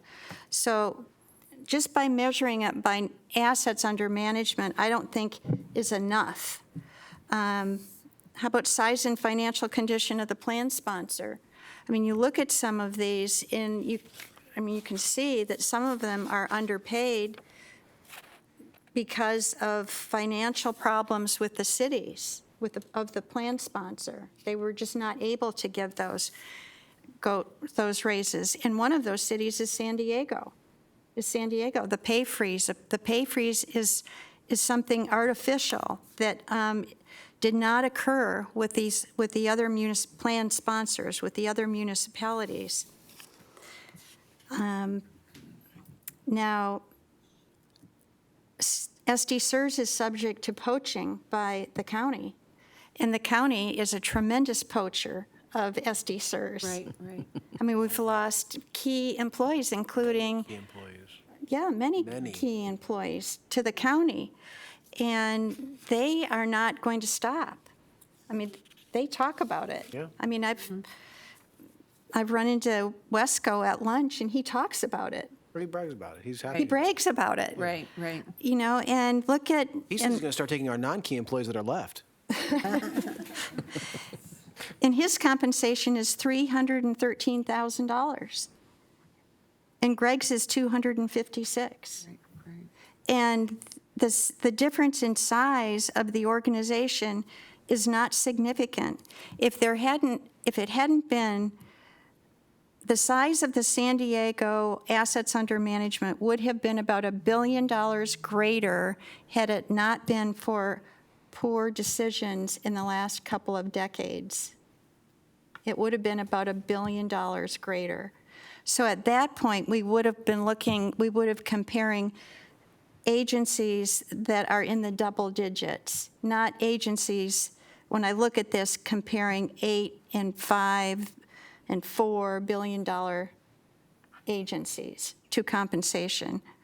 Okay, So that's about the classification itself.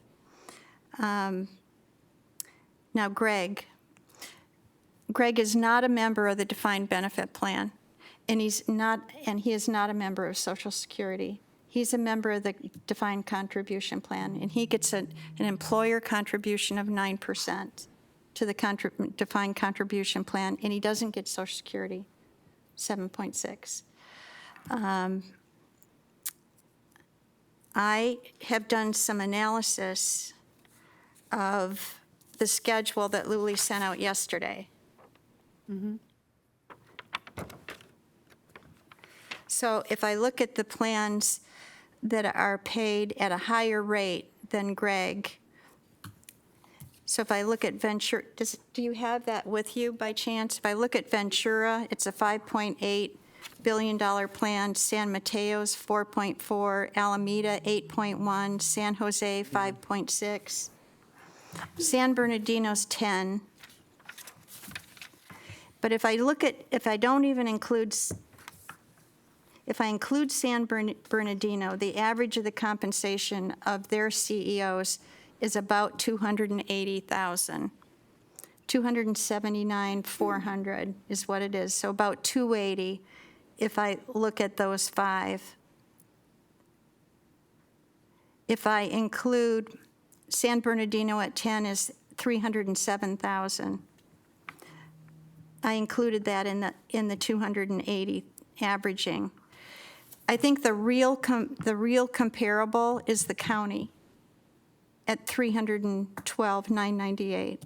I think that's the real comparable. So my conclusion is that his compensation, Greg's compensation, should be raised somewhere between 280 and 300.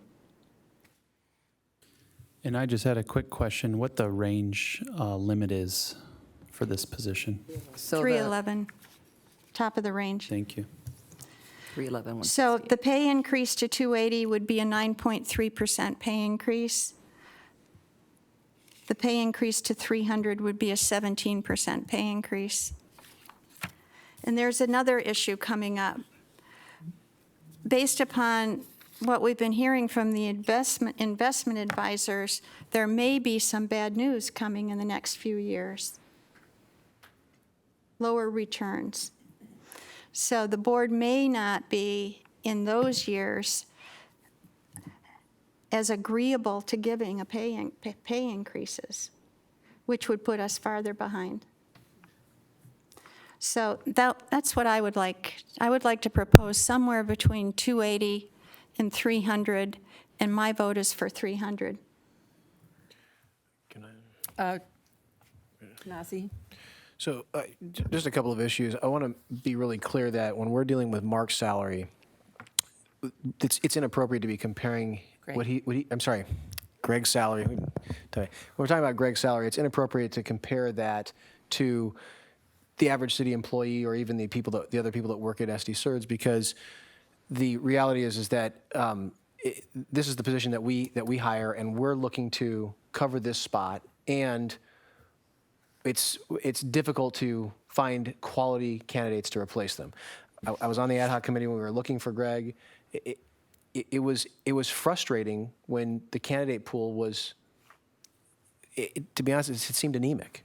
Okay, the fact of the matter is we have a lot of people that pull the talent out of SDCERS, and we can help limit that in certain positions like Greg's, but we can't necessarily do it across the board because it may be out of our hands. So I can tell you that I think he's underpaid. While I hope Greg likes it here enough to want to stay, at the end of the day, we need to be carrying our own water as an organization. We need to be paying our top management appropriately so that we can attract the right candidate, keep the right candidate. That being the case, I would tell you I would be looking something closer to the top end of that spectrum. I think our minimum is 300, probably something at 305. But if there's consensus at 300, I'm fine with that. But I think we need to do that. I think we need to do that. Even if Greg were to come in here today and say, I have no plans on leaving, at the end of the day, that just means that Greg's giving us a gift and we're not really carrying our own water. We need to be paying at a competitive level. And the reality is when you got the county paying $312 to their top guy, we need to get in the ballpark. So, absolutely. Okay. I'd like to add other something comments? else too. You're looking at one of the highest cost areas in the United States. I think San Diego's number 3rd in terms of cost of living increase. Yep. Yeah, that's why we're having so much trouble on housing. Yeah. Yeah. Yes. At a lower salary, you tend to compress into your organization in general. And people that are performing well don't have an opportunity to be compensated effectively moving up based on the top level tier. So if you don't compensate your CEO effectively, you're compressing everybody else in the organization. Absolutely. Jeff? I'll be real quick. I agree with most everything you say. It's unfair. We're underpaid, and we deserve raises, I suppose.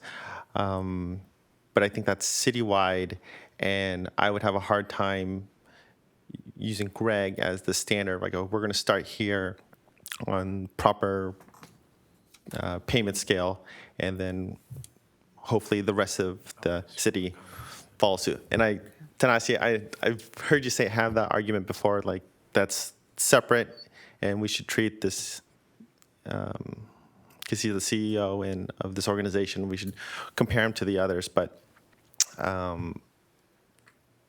he knew the job coming in, he knew the salary coming in, and the complexity of it, and I don't see how I can increase the salary by that much at the state of our organization. That's it. I know Tanasi wants to say something else, but I just wanted to chime in. This gets back to really the discussion earlier about fiduciary duty. We're fiduciaries to the pension system. We need to make sure the pension system is managed appropriately, and our CEO is living in a competitive world that's represented by the people on this sheet.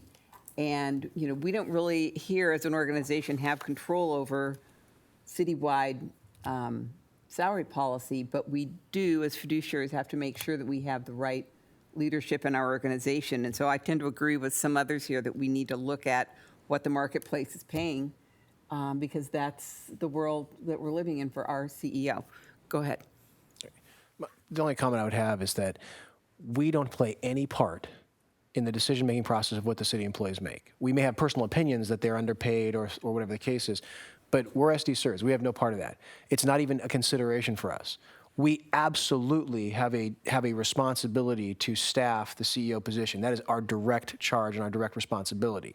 And so it doesn't matter what the other employees are getting paid from that standpoint, because I don't have any control over that. I don't even if I stood here today and said, I think everybody should get a raise, nobody cares. So at the end of the day, we only have one job to do, and our job is to make sure that we are properly compensating everybody that we have a say in to keep that talent and attract that talent. And I agree with that statement, but I think 17% is extreme versus a 5% of which was mentioned earlier. And I think we're still doing our fiduciary duties. That's all. Then let me say this. What I want to be really clear about is we're not talking about cost of living. If we were talking about cost of living, you and I might be on the same page. We're talking about trying to set the salary at market to make sure that we can keep and retain the talent. This is not cost of living. I don't care whether that raises 1% or 25%. Quite frankly, if the market was below his current salary, I might be saying we should be looking at a decrease.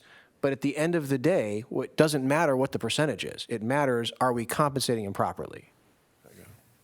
Do you have an actual, Cynthia, is there an actual queue going, or should we just do this by show of hands? You can still continue the way you're going. No queue going. I think Karina has a comment. It's a quick question. What about the compensation for the other members of the management team? This board only determines the CEO compensation and the compensation of the auditor, but when and how are the salaries of the other members of the management team reviewed? So the unclassified managers that report directly to Greg, that would be in December, and then he evaluates and sets any increases at that time. Then there are other unclassified employees as well that report to the different executive team members, and they would do that. There would be a conversation with Greg at that point, and that's how that gets set. But that goes back to Paul's point that if the CEO is properly compensated, we're going to avoid the compression. There's more room to move performing employees up. And those labor market surveys are being done, so the pay grades of others are moving up. when the labor market surveys are Thank you. Does anyone else have any comments? I'd like to do make you- a motion. Oh, Okay. Make a Please go motion. ahead. Go ahead, make a motion. So you think 300 is too low? If consensus at 300, I would be fine with it. But if you were just asking me, I'd put it at 305. That's just my personal opinion. I'm not, that's, Okay, I'd like to make a motion that we increase his compensation to 305. All second? So we have a motion and a second? All in favor? Oh. I can, well, we're going to do it electronically. okay. Oh, we're going to do electronic? Yeah, it took me a couple of seconds to type it in, but motion to approve.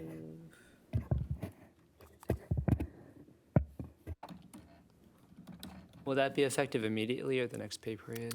It would be effective, if you decide it could be effective the beginning of the next pay period. That's what I would do. That's fine. Yeah. No. You know, from an accounting standpoint, it needs to be at the next pay period, beginning of the next pay period. Because it's just too That's this too coming Saturday, confusing. the if next It's a it's- pay period. nightmare to do otherwise. That's right. Per year, beginning next pay period.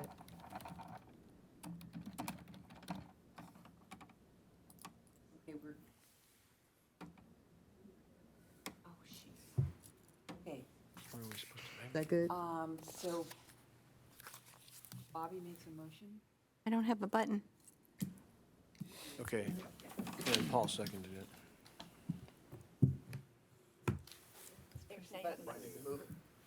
Paul, you're up. Oh, good. Ready to vote?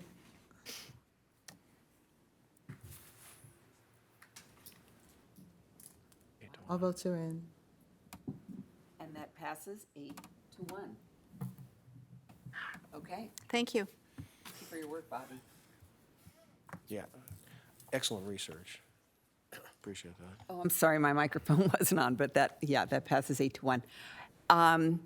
Great, some people have to leave. You know, we didn't. We do, and unfortunately, we didn't talk about her review in our closed session. But, pardon me? We have a recommendation. Yeah, we do have a recommendation. So we have a recommendation from the Audit Committee relative to Sarah. You want to tell us what that is? So the Audit Committee went into closed session and did the performance evaluation, which was excellent. We are just so fortunate to have Sarah.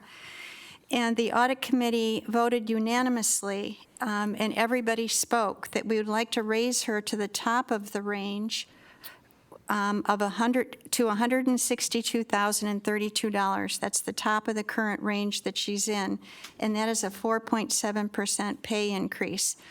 I believe that she's in the wrong classification. She's classified as a principal accountant, and her duties are far greater than the description under that. So for right now, I would like to make a motion to, or yes, I would like the board to approve a motion to increase her to $162,032, which is at the top of the classification that she's currently in.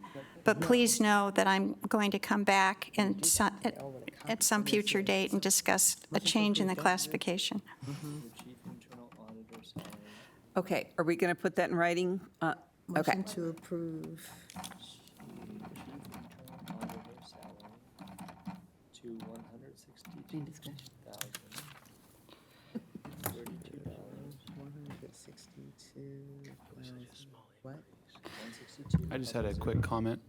As far as the classification change, SDCERS Yeah, can no, that's fine. proceed with that, with their own, I guess, discussion, and maybe get a supplemental position in to fill that gap while they're reclassifying the position. And I would think instead of bringing it forward at a later date, maybe we just make a recommendation to start talking about that now. Within my department for the city, the principal accountants are doing way less than what the internal auditor is doing, as you spoke to, and I feel that that would be an appropriate recommendation. Thank you for that input. Okay. Well, I'm sorry, I'm not, what's going on with the vote? We have no vote. Can we just do it by, It's, we still don't have one. Is it stuck? I know, I can't Yeah. seem to Mine make has it the same move problem she has. either. we don't have it. Has it opened yet? Have you opened it? It won't allow me to. Okay, should we just do this by hand? Is Yeah, that go okay? ahead and do it by Yeah, hand. So I'm moving it. you're moving, I'll second it, and all in favor? Aye. Okay, that passes 9-0. Thank you. Thank you. Do you want to entertain his motion? It is- You're essentially moving to recommend that we. Do we need to vote on it, or just? If you Just do want to it. take action, I think you have to do something.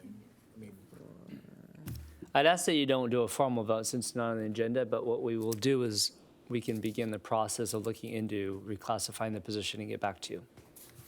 If you'd like, I can add that to the report so we can discuss that fully at the November meeting, Great. but we'll start that now. Okay? Sounds good. Thanks, Tom. Thanks, Tom.